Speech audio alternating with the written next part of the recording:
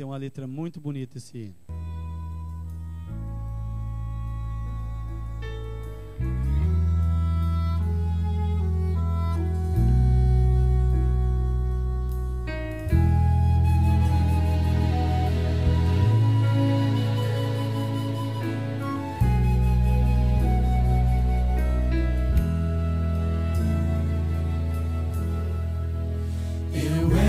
Perdido, Jesus me encontrou. Eu era escravo e me libertou. Eu sou tão indigno, tão vil pecador.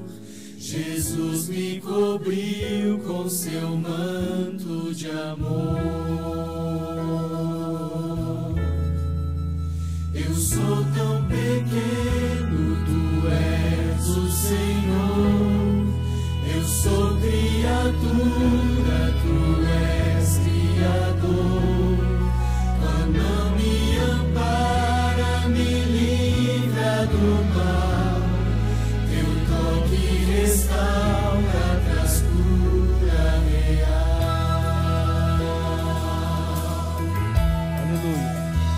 Aleluia.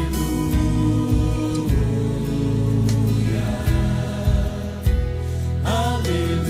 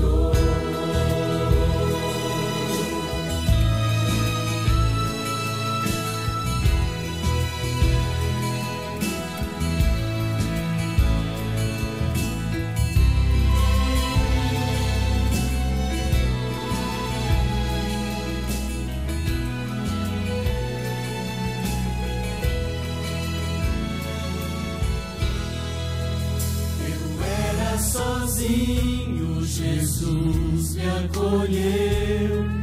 Eu não era nada, Jesus me escolheu. Sua graça eu soube da hora fatal. Seu braço arrancou-me das garras do mal. Não mereço nada,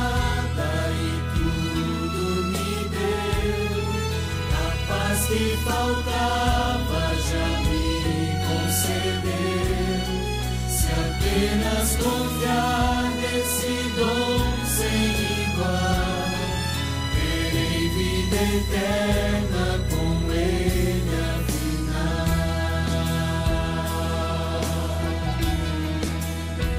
Aleluia.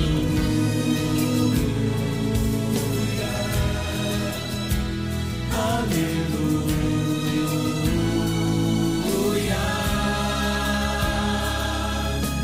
Glórias te dou pelo que tu és, e por tudo que tu farás em mim. Tu és tão forte, eu forte serei. Tu és tão manso, eu manso serei. És compassivo, tão cheio de amor. Eu em resposta te amo, Senhor.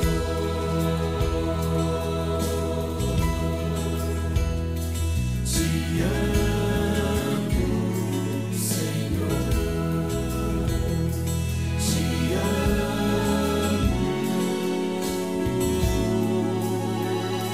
Senhor.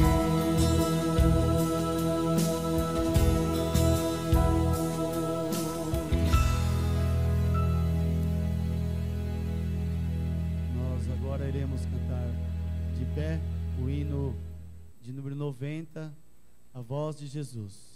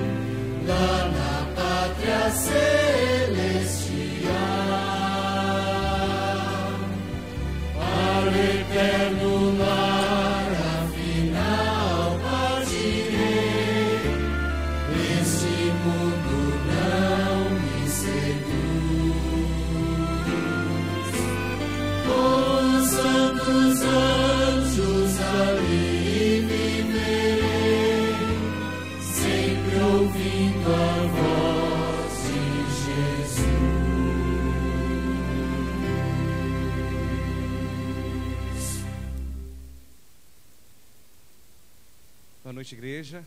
Aqueles que puderem, vamos nos colocar de joelhos para falarmos com Deus.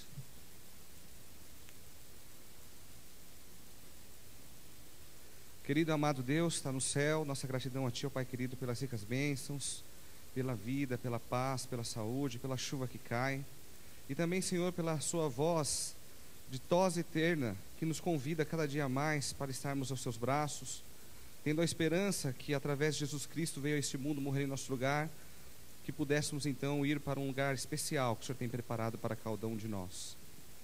Queremos pedir, Senhor, que o Senhor nos ajude a cada dia mais nos entregar nossas vidas a Ti, para recebermos esse perdão maravilhoso, essa graça, e podermos também, Senhor, levar pessoas que não conhecem a mesma esperança que nós. Nessa noite, ó Pai, queremos pedir que o Senhor ilumine o pastor Jonas mais uma vez, como tem feito, e que ele venha falar palavras de conforto ao nosso coração, e que possamos sair daqui, Senhor, cheios da Tua graça, do Teu amor, e cheios de esperança, Senhor, para o encontro contigo. São as bênçãos que pedimos em nome de Jesus. Amém.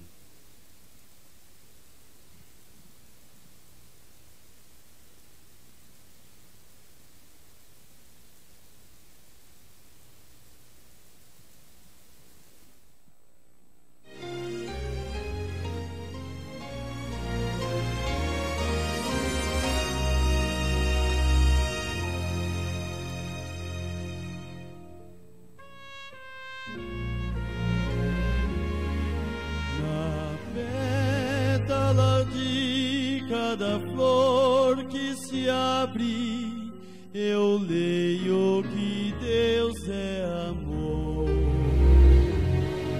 O vento que ruge ou que sopra mansinho, repete insistente que Deus é amor.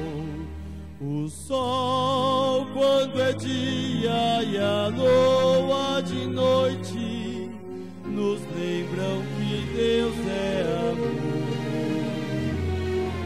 É fácil notar que as obras de Deus estão todas repletas de amor.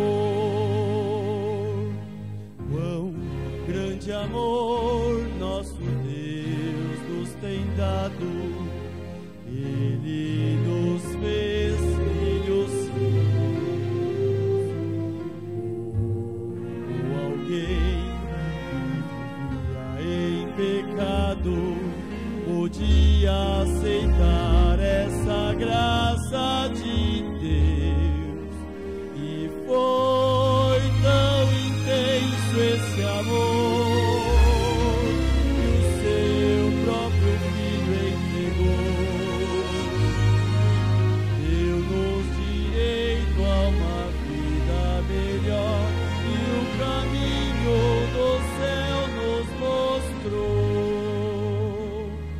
Quando eu vejo o canto dos passarinhos, eu sinto que Deus é amor. A espuma das ondas que vão e que voltam insiste em lembrarmos que Deus é amor. E foi tão intenso esse amor que o seu próprio Filho entregou. Deu-nos direito a uma vida melhor e o caminho do céu nos mostrou. E o caminho do céu nos mostrou.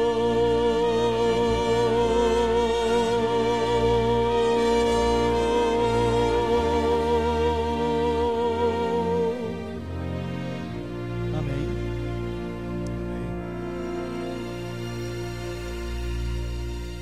Muito obrigado, Ricardo, por esse hino tão bonito. Eu gosto muito desse hino.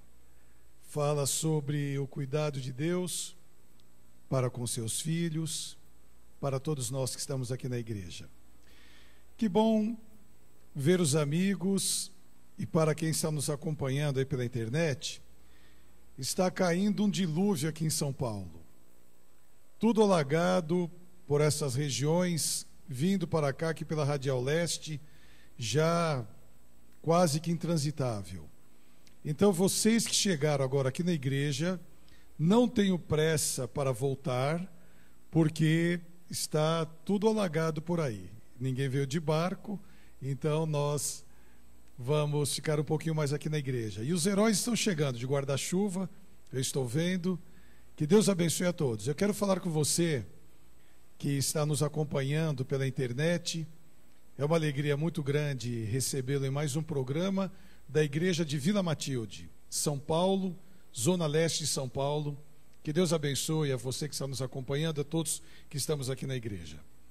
Amigos, eu tenho pensado muito na situação do mundo, na condição do mundo que estamos vivendo nesses últimos tempos. Não vou dizer de um ano para cá, 2 anos, é uma sucessão tão grande de acontecimentos que nós nos acostumamos.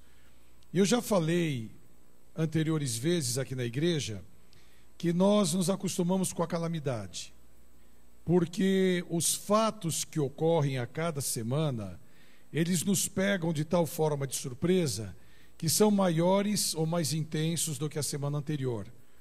E nós achamos que é normal, e nos acostumamos, mas não é. Eu quero analisar com os irmãos uma parte do sermão profético de Jesus. E a parte que nós vamos analisar nessa noite está em São Lucas, capítulo 21. Abra sua Bíblia no livro de Lucas, no capítulo 21.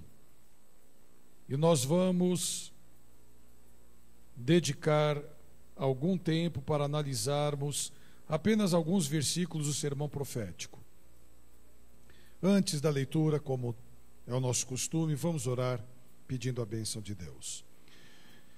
Muito obrigado, querido e bom Deus, pela bênção desse momento que mais uma vez vamos estudar a Bíblia Sagrada.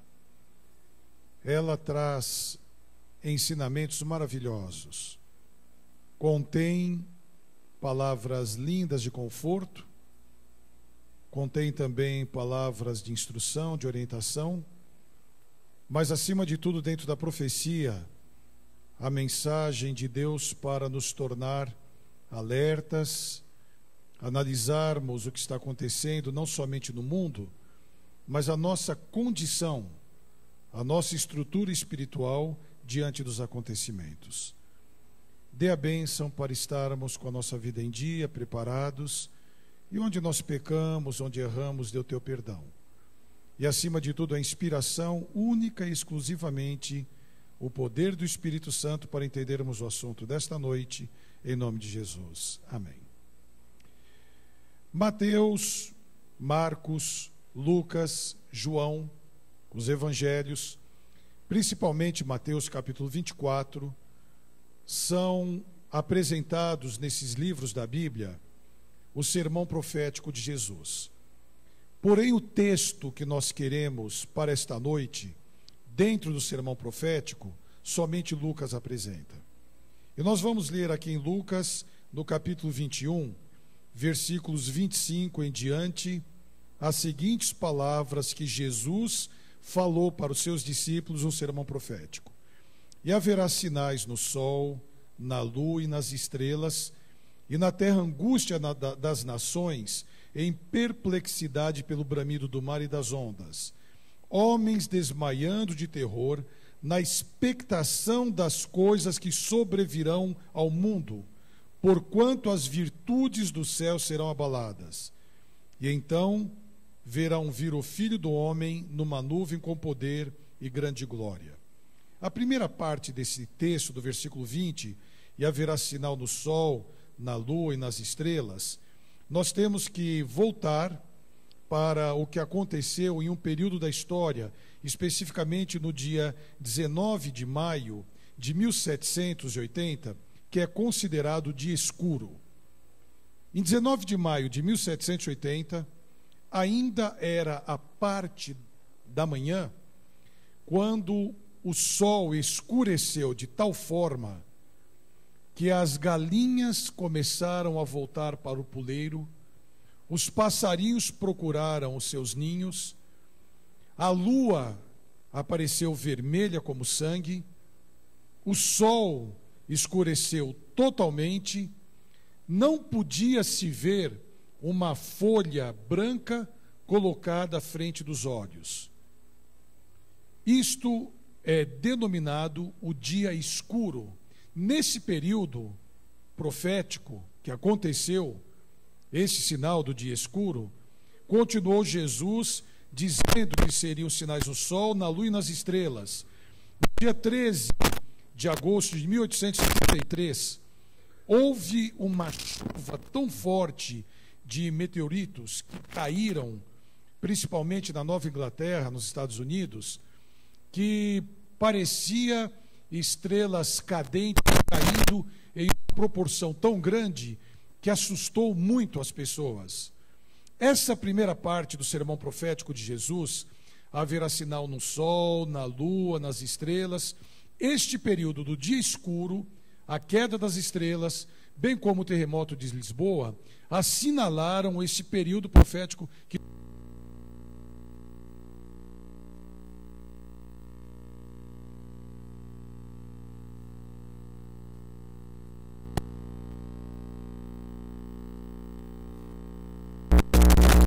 virtudes do céu serão abaladas. Dentro da profecia, este versículo 26 é chamado de angústia prévia.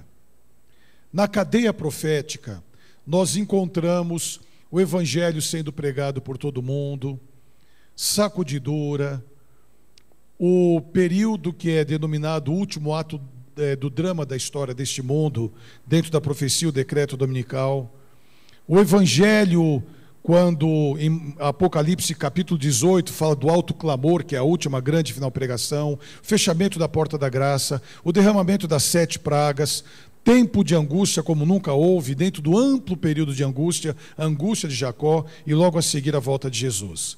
Porém, antes desses períodos em sequência, haveria uma ocasião, ou um período da história deste mundo, chamado de angústia prévia.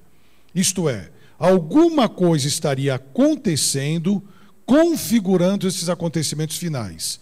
A saber, homens desmaiando de terror na expectação das coisas que sobrevirão ao mundo, porque as virtudes do céu serão abaladas. Vamos analisar um pouquinho o que aconteceu nessas 2 últimas semanas no mundo. Quando as televisões do mundo pegavam as imagens de um satélite fora da órbita da Terra, que estava traçando o perfil do furacão Sandy, que estava chegando na costa leste dos Estados Unidos, com um diâmetro de 104 quilômetros, algo monumental, não era muito forte, mas alimentado pelas águas quentes do Golfo do México, ele tinha uma proporção gigantesca, vinha avançando, não com muita velocidade, mas ele ia chegar à Terra com uma destruição de proporções grandes, mas ninguém sabia exatamente como, porque ele não era um furacão tão forte como os anteriores.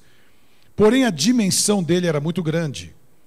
E quando ele chegou na costa leste, ele foi arrasando aquelas cidades, principalmente as mais conhecidas de Nova York, chegou até Washington, que está aproximadamente 4 horas de carro de Nova York, chegou a cidades ali encostadas a Nova York, New Jersey, lugares que estão com uma configuração interessante de água. Bem na frente de Nova York passa o rio Hudson, mais adiante já está o mar. Então Nova York foi atingida de um lado pelo vento furioso e o rio Hudson invadiu parte da cidade e as ondas do mar invadiram outra parte. O metrô de Nova York parou totalmente. O rio que inundou o túnel Lincoln, que une a ilha de Manhattan a New Jersey do outro lado, ficou totalmente inundado. Os nova-iorquinos nunca haviam visto aquilo. Olha que interessante.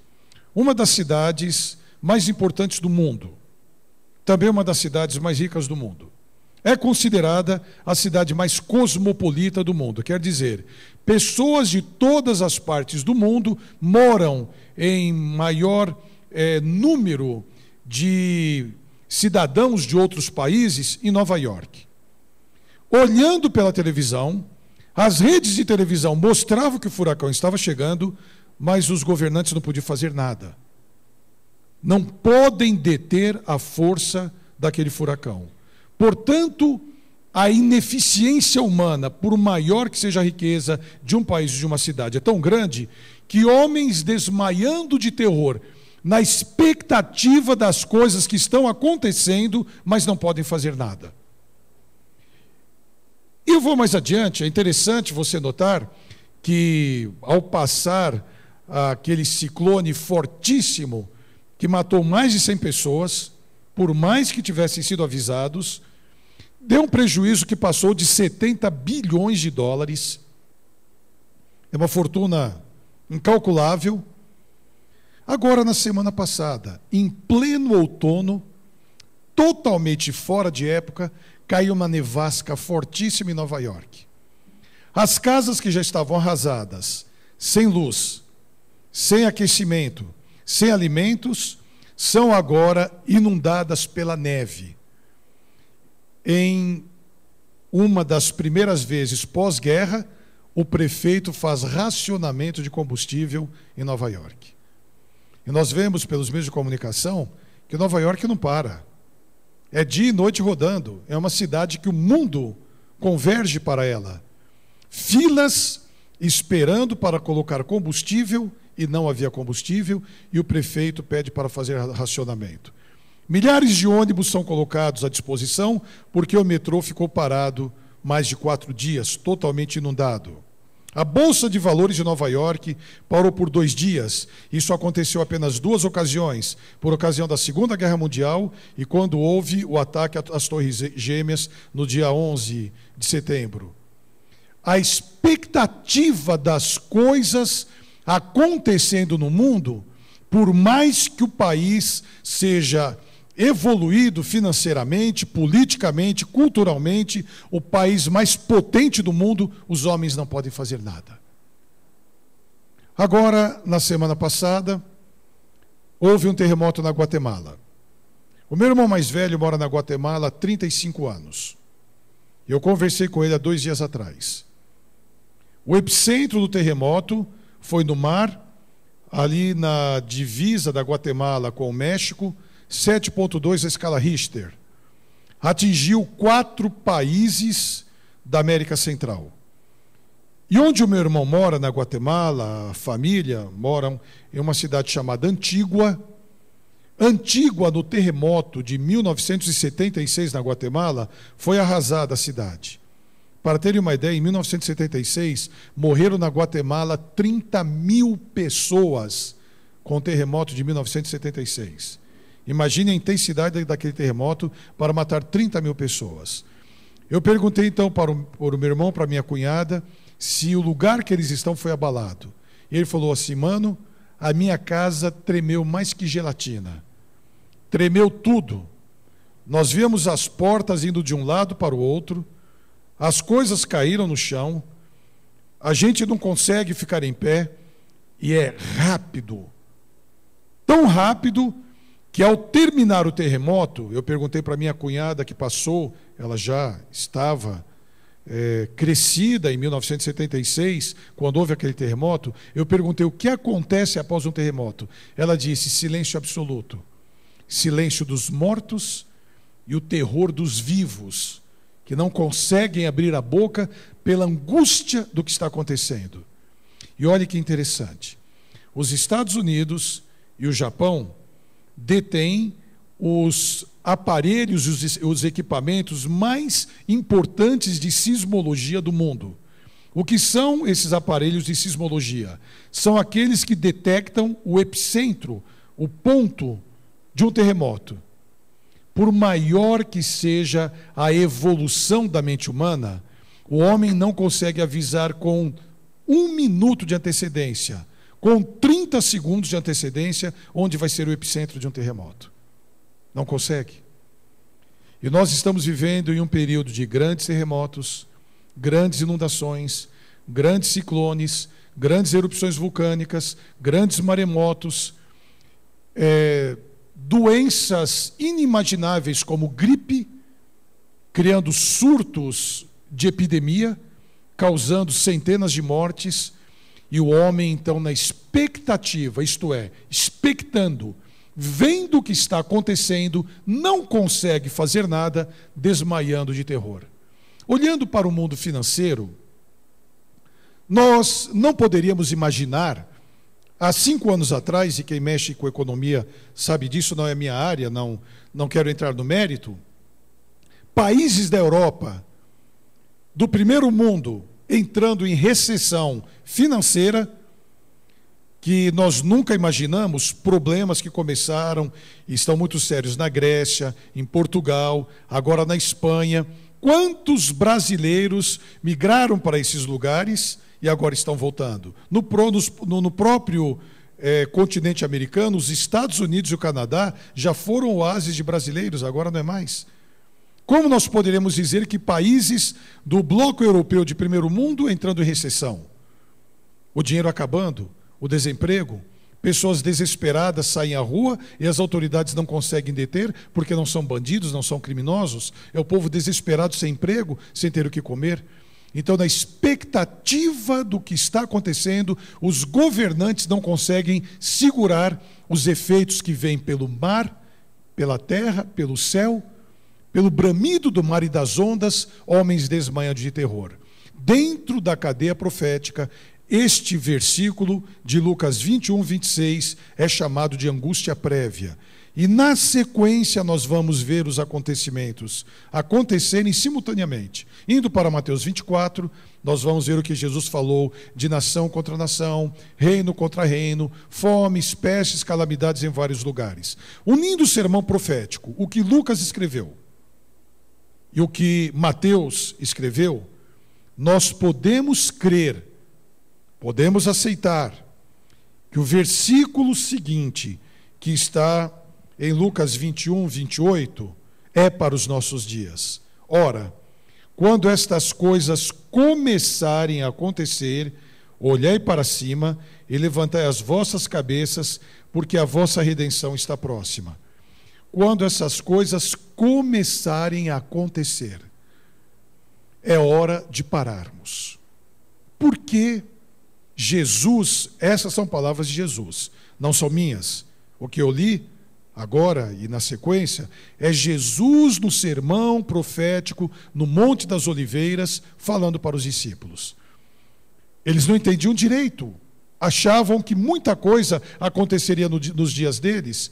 Jesus mesclou assuntos no sermão profético que aconteceriam no período deles quanto à destruição de Jerusalém e os outros que veriam no futuro, que ele denomina antes da vinda do Filho do Homem, isto é, antes da segunda volta de Jesus. Então Jesus está dizendo, quando essas coisas começarem a acontecer, pare, reflita e olhe para cima. A correria que nós temos é muito grande, não nos permite olhar para cima. Nós nos preocupamos muito na cidade que nós moramos, aqui em São Paulo, outras grandes cidades de amigos que nos acompanham. Nós nos preocupamos muito com a violência. E nos preocupamos muito em trabalhar cada dia porque precisamos trazer a subsistência para casa. Chegamos tão cansados à noite em casa que dormimos pensando no amanhecer. Como vai ser o nosso levantar, a lotação que vamos pegar, o ônibus, o metrô, sair de carro e de bicicleta, ir a pé, o que nós temos para fazer. Quem vai trabalhar já tem um compromisso. Luta para ganhar o seu salário no final do mês. Quem está desempregado, desesperado para conseguir um emprego. Quem tem recursos, luta, estuda, faz cursos, trabalha para ir melhor e ganhar mais, mudar de emprego e ganhar melhor. E o tempo vai passando. E nós não temos tempo de olhar para cima.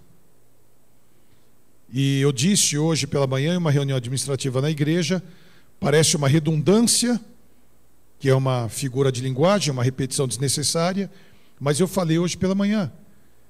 Chegará o tempo que nós não teremos mais tempo. Então é tempo de olharmos agora para cima. Nós não conseguimos parar. Então Jesus alertou, ele disse, quando estas coisas começarem a acontecer, pare. Pare um pouquinho com a sua vida normal. Reflita com a família. Analise individualmente como está a vida. Essas coisas, ao acontecerem, virão em uma cadeia subsequente. E rápidas serão as profecias finais. Uma englobada com a outra. Não existe acabar um período da cadeia profética e começar outro. Virão juntas, simultaneamente, concomitante uma com a outra. E então, a última profecia vai se cumprir. Sábado agora, nesse sábado, dia 17 de novembro, até o dia 24, nós vamos ter uma transmissão aqui na igreja de uma programação lindíssima do pastor Alejandro Bulhon, de nossa universidade, UNASP Campus 1, aqui em São Paulo. Sábado, às 7 horas da noite, vamos estar com os equipamentos ligados. Domingo, segunda, terça, quarta, quinta e sexta. Por que esses evangelismos são feitos via satélite para o Brasil, em outras ocasiões para o mundo hispano, em outras ocasiões uma programação mundial, um link de vários satélites para atingir o mundo? Por quê? Porque nós cremos que dentro do sermão profético, a última profecia que está à nossa frente é Mateus capítulo 24, versículo 14, do sermão profético. O que diz lá em Mateus 24, 14? Isso aí na tela para você ver, para você acompanhar. E este evangelho do reino será pregado em todo o mundo, em testemunho a todas as nações, e então virá o fim. Desse momento que nós estamos agora, vivendo o período da angústia prévia, até o evangelho ser pregado por todo mundo, nós vamos ter via satélite o pastor Bulhão pregando. Nós vamos ter a transmissão aqui da nossa igreja, pelo menos 2, 3 vezes por semana, para o mundo. Nós vamos ter milhares de púlpitos, de lugares, de casas, de universidades, de escolas, pregando via satélite o evangelho pelo mundo. Essa junção de forças vai fazer com que cumpra-se Mateus 24, 14.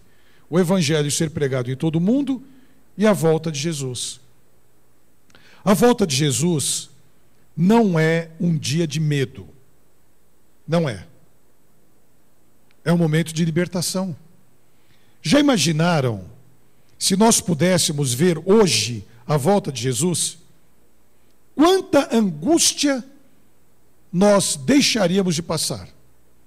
Eu não sei quantos que estão aqui já passaram por angústia. Alguém aqui já passou por angústia? Já? Alguém aqui já sentiu angústia de morte? Alguém já sentiu angústia de morte? Várias pessoas levantaram a mão. Várias pessoas levantaram a mão. Você fica numa tristeza tão grande, te falta o ar, você fica angustiado porque você está vendo que vai morrer. Se não for socorrido, se não tomar aquela medicação, se não for entubado, se não passar pela cirurgia, vai morrer. Então causa angústia. Nesse período que estamos vivendo, que é denominado para o mundo todo angústia entre as nações, pela expectativa das coisas que estão acontecendo, é hora de pedirmos a Deus para estarmos preparados. Tomarmos decisões firmes ao lado de Jesus. Não deixarmos que os afazeres e as atividades da vida nos peguem de surpresa. Eu estava agora, há não mais que 1h30 atrás, terminando o casamento do Silas, que é o nosso obreiro bíblico aqui da igreja. Ele e a Carol estão nesse exato momento em uma recepção com a família e com os amigos, comemorando o casamento. Que maravilha! Um casamento. E no domingo passado eu também fiz um casamento, no domingo retrasado também, uma sequência interessante de casamentos. Estão felizes, estão alegres. Os noivos cantam um para o outro. É uma maravilha. Você lembra do seu casamento? Você lembra como foi o seu casamento? Lembra o que aconteceu depois do seu casamento? Quantas coisas ocorreram nesses últimos anos, décadas, até chegar esse momento? Quando eu vejo uma situação como essa de hoje à tarde, que eu participei agora há poucos momentos, eu fico muito feliz, eu agradeço a Deus, mas é uma felicidade passageira. Os casais que casam e comparecem diante de Deus no altar e juram amor eterno, passam por dificuldades na semana seguinte, no mês seguinte, no ano seguinte, e levam para o restante da vida. O que segura, na realidade, é o amor. Quando as coisas começam a deteriorar e o tempo passa, a beleza do homem se esvai, a beleza da mulher sempre fica, a mulher não envelhece, a mulher é agraciada por Deus com produtos maravilhosos que mantêm a beleza e a jovialidade. Tento imaginar como este casal, que está agora há poucas horas casados, ou estão casados, vão viver a esse período que nós estamos passando agora. São situações que rapidamente mudam. Os desbravadores, ontem fazendo um programa lindo aqui na igreja. Quanto tempo vai durar esse aniversário dos desbravadores que nós comemoramos?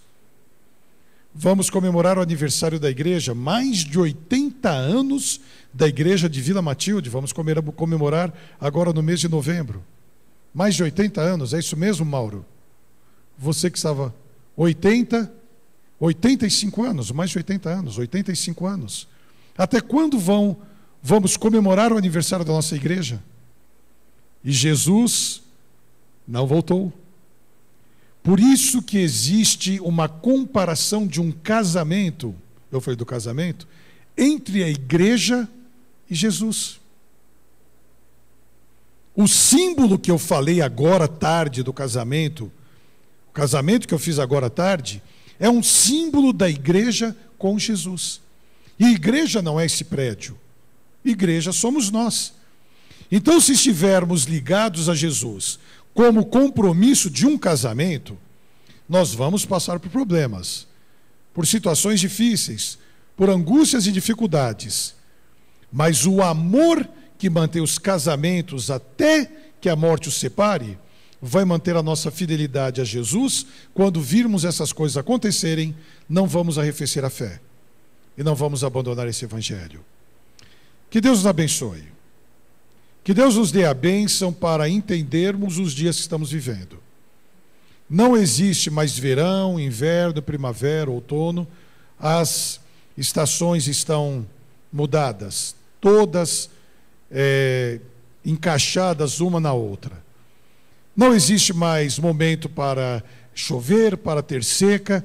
Em um país de dimensões continentais como o nosso, em um canto faz um sol que está esturricando a terra, em outro lugar a chuva que está inundando tudo. Nós não entendemos mais nada. Jesus está voltando, momento de alegria, de libertação e de vitória. Que Deus abençoe a sua igreja, que Deus abençoe você que está nos assistindo, porque eu não vejo a hora de poder pregar ou viver sem estar falando para vocês e derretendo. Eu estou aqui todo molhado de calor. É um sintoma do pecado. Tudo bem que a gente podia ter um ar-condicionado bem gostoso aqui na igreja, mas nós passamos por isso. Hoje, quando eu terminei o casamento, a minha gravata estava toda manchada aqui embaixo de suor. O nó da gravata molhou. Imagina o que eu suei aqui pelo pescoço para molhar o nó da gravata até aqui embaixo. Nós suamos pelo calor, nós suamos para trabalhar, nós suamos quando temos angústia. A mulher sua, que é uma tragédia, quando dá luz. É uma dor terrível. E nós vamos passando dessa situação para outras e nos acostumamos. Não esqueçam, Jesus está voltando, é um dia de libertação, que Deus nos mantenha preparados para esse grande evento. O Ricardo vai cantar um hino para terminarmos a programação e logo a seguir nós vamos fazer uma oração pedindo a bênção de Deus.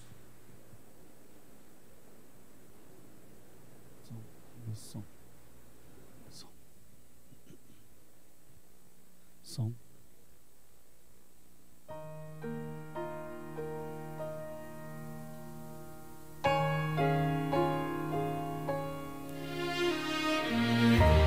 Eu posso ouvir, é o poder dos ventos,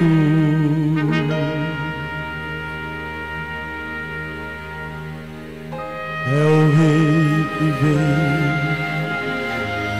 mais perto está.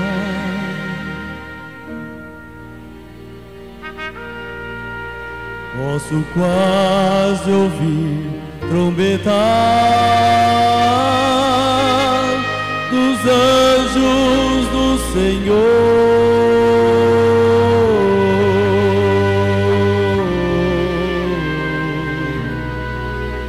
E ao Jesus chamar, vamos para o lar.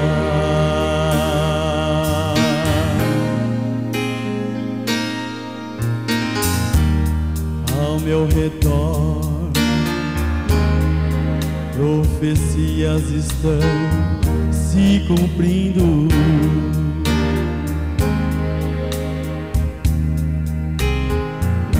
E os grandes sinais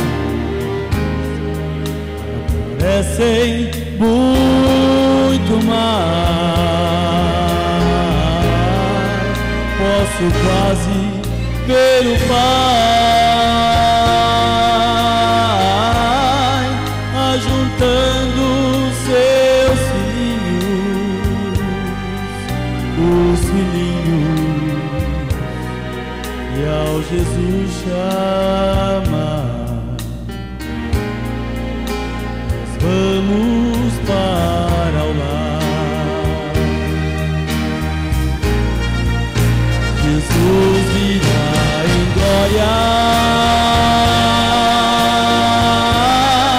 pra chamar os seus filhinhos. Os mortos viverão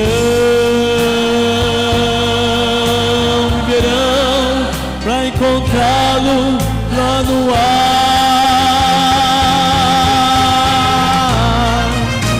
E os vivos mudarão, transformados pela glória.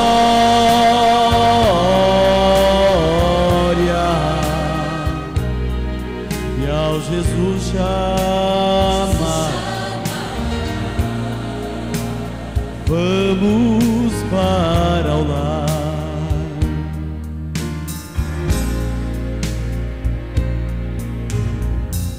Ao meu redor,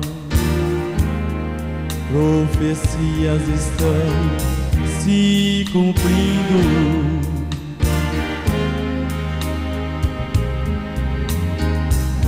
E os grandes sinais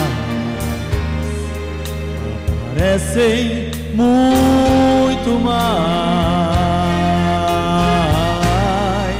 Posso quase ver o Pai ajuntando seus filhinhos, os filhinhos, e ao Jesus chamar, nós vamos para o lar. Jesus virá em glória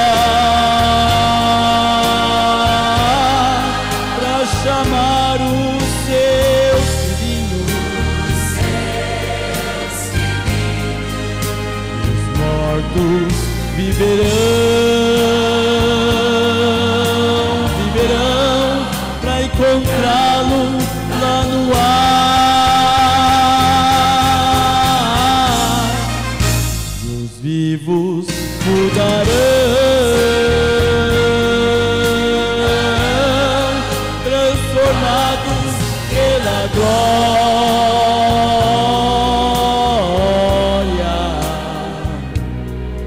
E ao Jesus chamar, e ao Jesus chamar, e ao Jesus chamar, meu Jesus virá em glória pra chamar os seus filhos,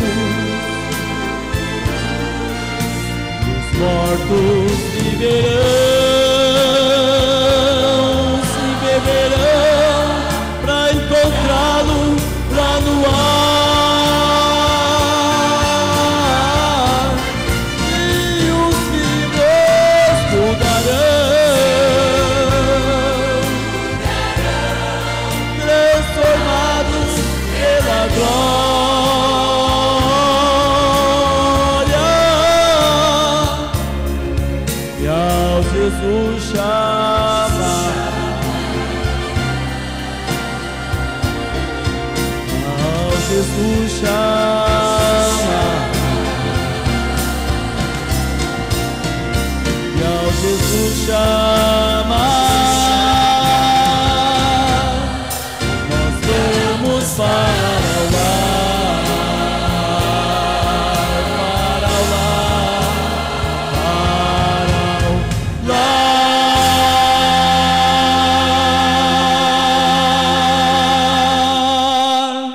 Amém. Amém. Que belo hino Ricardo cantou agora. As profecias estão se cumprindo e nós estamos aguardando Jesus voltar. Que alegria vai ser isto. Vamos colocar em nossa mente essa oportunidade. E antes de terminar, eu quero nessa oração orar por os 27 aparelhos que estão ligados, estão sintonizados aqui conosco. E você que faz parte desses 27 aparelhos, é uma média de 2, 3 pessoas em cada aparelho. Que Deus te abençoe, mas eu quero destacar você que nos está acompanhando constantemente aí dos Estados Unidos, de Massachusetts. Que Deus te abençoe. Você de New Jersey também, que está nos acompanhando, onde essa tormenta chegou, que eu falei há pouco, não sei como está a sua situação. Mantenha contato conosco, você que está na região leste dos Estados Unidos, está sintonizado constantemente aqui com a nossa igreja. Entre em contato com o nosso Media Center, dizendo como está a situação aí da sua família, da sua igreja. E nesse momento que nós vamos orar aqui, vamos orar por você também, para que Deus te abençoe, bem como esses amigos queridos internautas que nos acompanham. E todos nós, nesse momento, vamos pedir a bênção de Deus em oração. Querido e bom Pai, muito obrigado, porque as profecias nos avisam, são sinais luminosos, muito fortes, nesta via que leva para o céu, neste caminho que Jesus identificou como sendo o caminho da verdade, da vida, da vitória, que levará à glorificação. Esses sinais são muito claros, muito evidentes, que possamos não analisá-los com medo, criando quase que um terrorismo espiritual na mente das pessoas. Não. É apenas para lembrarmos que Jesus, há quase 2000 anos atrás, quando falou a respeito deles, indicou que seria um momento da história que chegaria. E pela providência dos céus, nós estamos vivendo neste momento. Queridos nossos já descansaram. Ancestrais nossos já estão no sono do descanso, aguardando a volta de Jesus. Mas nós estamos vivos. Se tu permites que estejamos vivos agora, para analisarmos, compreendermos e divulgarmos a bendita esperança da volta de Jesus, louvado seja o teu santo nome. Queiras nos usar como instrumentos em tuas mãos, mas acima de tudo, ó Pai, que estejamos individualmente preparados. Abençoe estas famílias queridas que estão nos acompanhando agora, aqui do Brasil, várias cidades, vários estados, e oramos especialmente por esses amigos que estão constantemente conosco lá dos Estados Unidos, de outros países, que a bênção de Deus repouse sobre eles. E com a diferença de fuso horário, nós que aqui no Brasil vamos logo mais dormir nesta noite, e de outros países, ao chegar esta hora do descanso, ou mesmo em outros amanhecendo o dia, que possamos ter a bênção da paz, a bênção da prosperidade em Cristo Jesus, da alegria e da felicidade na família, o amor fraterno entre os irmãos, considerarmos o erro dos outros com amor e conseguirmos conviver com as diferenças, não nos sobrepondo em nosso parecer e em nossas palavras, mas com amor, sendo mansos e humildes como Jesus nos ensinou. Pois são bênçãos que suplicamos agradecidos e em nome e por amor de Jesus rogamos. Amém. Mais uma vez, para os amigos aqui, eu vou dar um abraço em vocês todos aí fora e quero dar o meu abraço para você que está em casa. Que Deus te abençoe.